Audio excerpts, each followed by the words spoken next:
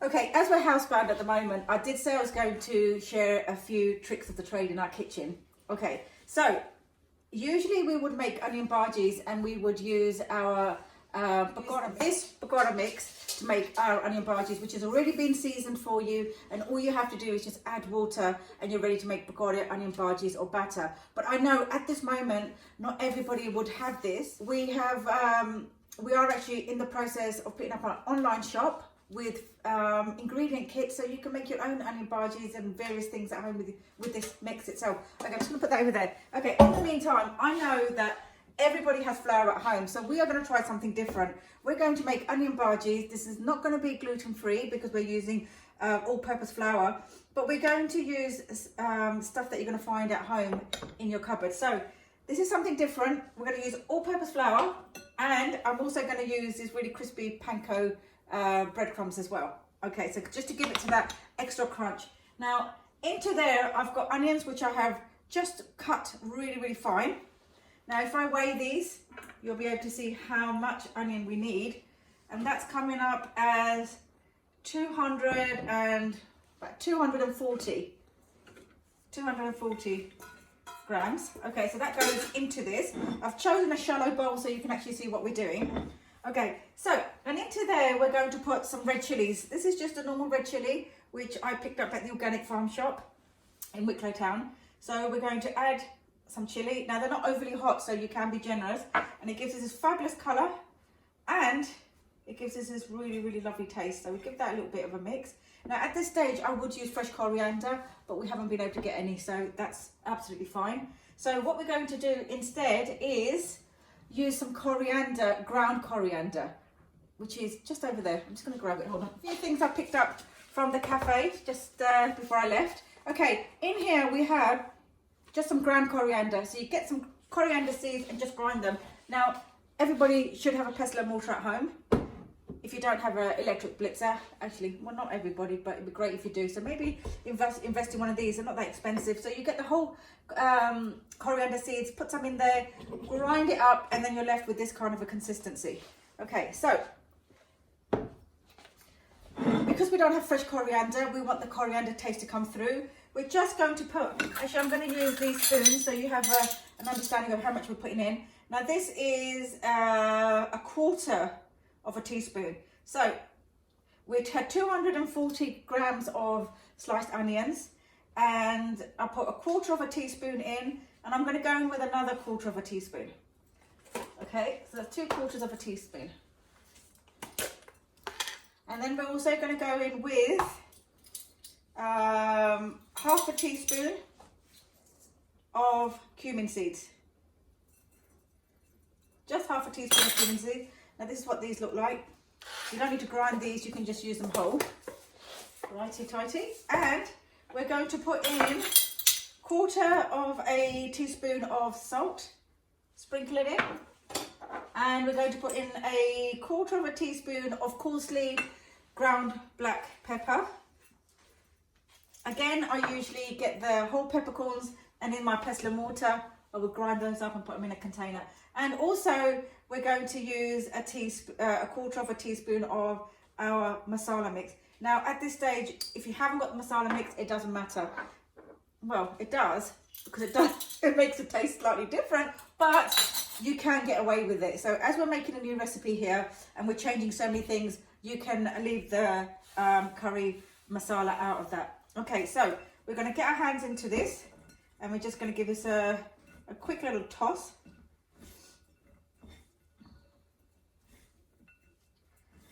And then into that, we're going to put some plain flour.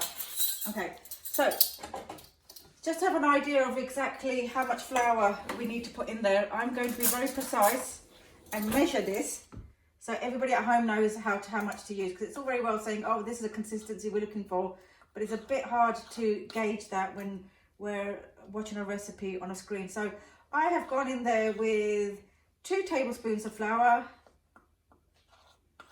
3,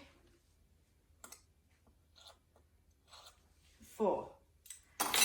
So I'm going to give that a quick mix.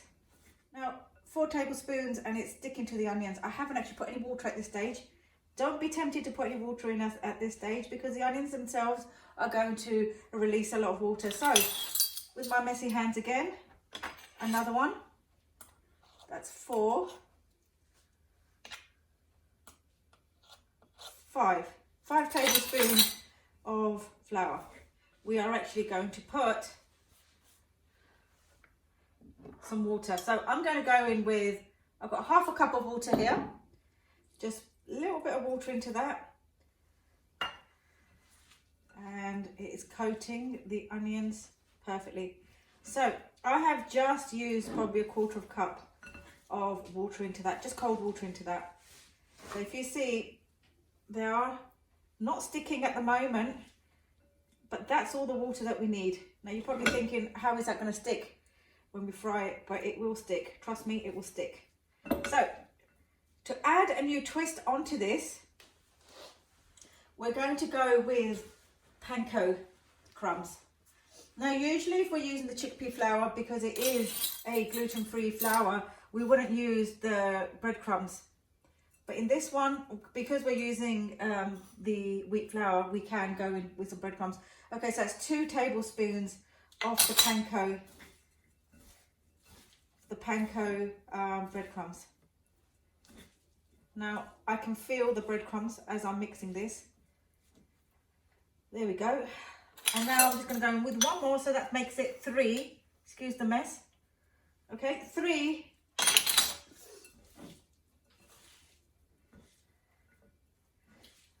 tablespoons of the panko crumbs. Now for me that's enough. It's going to give you a little bit of a crunch and a little bit of a bite. So I'm just going to wash my hands and I'll be back. Right, okay, so let's move these ingredients out of the way. Move the water out of the way. And these. Now, I have a fryer which has been heating up already. Okay, now if you don't have a fryer, it's fine. You can just use a saucepan with some oil in it. So, okay. Now, into that, we are going to, actually the best way to do this is just to drop it in with the tweezers, with the tongs, sorry. Okay. Now this is what it looks like. Kira, could you bring it in a bit? Okay, so give that one last mix. Now the temperature is at 180. Now to check to see whether the oil is hot, we're simply going to drop in 1 piece of the onion. And as you can see, it's coming straight to the top. Sizzle, sizzle. Okay, now that tells us that our oil is hot. Now I'm going to put in there, Kira, could you bring that in a little bit? Okay, so the fantastic thing about using these tongs is just lightly pick this up and then just drop it in. And you can just hold it there for a few seconds in the oil with the tongs, just to hold it together. Now, let's go again with another one. Just hold it in there, just where it holds its shape, and then release.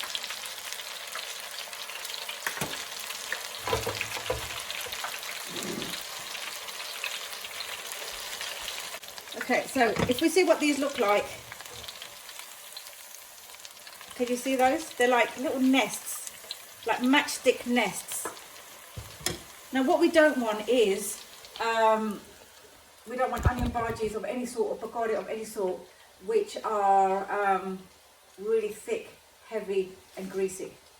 Okay, so when we use less flour like we have here, even though it doesn't look like it's going to bind, and it's not a batter, it's just like a tacky, sticky flour to the onions, you avoid that happening. You don't have these heavy, weighed down bhajis at the end. Okay, let's have a look at this just while it's cooking. So that's what it looks like as it's cooking. It's almost taken on a tempura batter style. Right, we let those cook. And while those are cooking, I'm going to show you how to make a quick sauce to go with it. Right, okay. when we're in the cafe, we use a mint sauce. We're going to do a little cheat for you. So, okay, in this I have some yogurt, some homemade yogurt. I love making homemade yogurt. Now, you don't have to make homemade yogurt. You can actually use creme fraiche, or you can use natural yogurt. But we will be doing a video if you want on, and I can teach you how to make homemade yogurt. So you'll have an abundance of yogurt, and you know, it's fantastic. You can make it organic and have a bit more control over what you're eating. And in this glass, I simply have some mint sauce. Now, this could be any kind of a mint sauce. Now, we're going to add about 2 teaspoons of the mint sauce. Perfect. Okay, now the onion bhajis are ready. I'm going to grab these, drain them, and then put them straight onto some kitchen paper. Okay. Here is our onion bhajis. Now you can see what they look like. They are just absolutely divine. Now, if we had the fresh coriander, you'll see specks of the green in there, and they're just so light. They're falling apart in my hands. And that's what they're supposed to be. They're supposed to be like nests that you can actually see through them, like sculptures. Perfect. And then all we need to do to serve that is a little bit of a drizzle of the mint sauce. There we have it. Okay, let's try it. Perfect. Okay, so a little bit of the mint sauce. Oh my God, that's so good. That is so good. Because we've put the panko beans, breadcrumbs in there, you've got the extra crispiness of the pankos, and it's so light because we put such little flour in it. And oh, that's it. That's all I can say. It's delicious. So give it a go. I will put the ingredients up if I can remember what the ingredients were. So it's pretty much really staple ingredients you would have at home. So give it a go. Let me know what you think. And on my next video, I will be making I forgot what I was making. What is it, Kira? Yogurt? Yes, I should be doing a video. Thanks, Kira. I should be doing a video on how to make homemade yogurt. But if there's anything else you would like me to do a video on, then let me know. So if you're craving fried food at the moment, as we have been in our household, then this is perfect. Okay, thanks. Bye.